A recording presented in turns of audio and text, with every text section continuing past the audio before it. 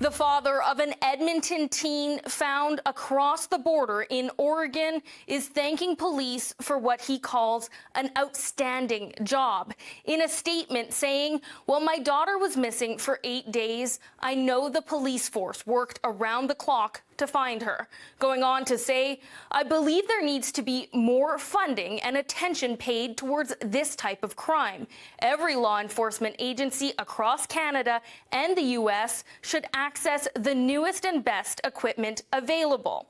And he's not alone in these calls. I'm so happy that they were able to get her back, and I wish that for us. I wish that would have been our story.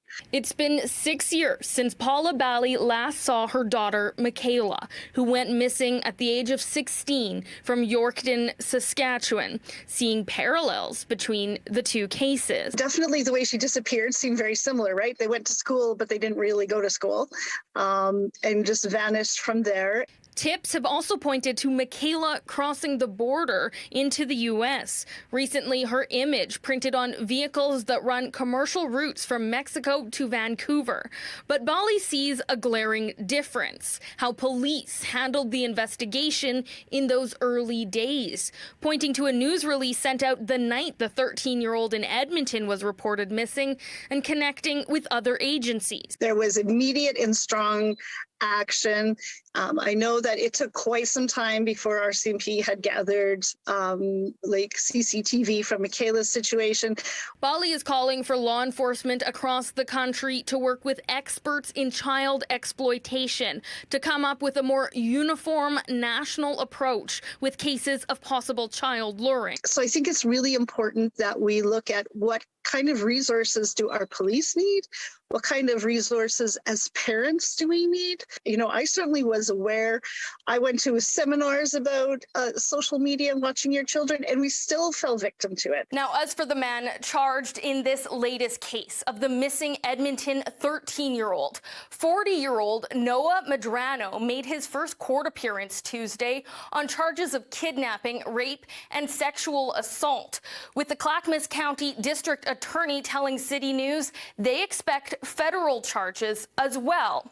And Medrano's family addressing the charges in a statement saying, "No words of ours will ease the trauma the young victim and the victim's family have endured.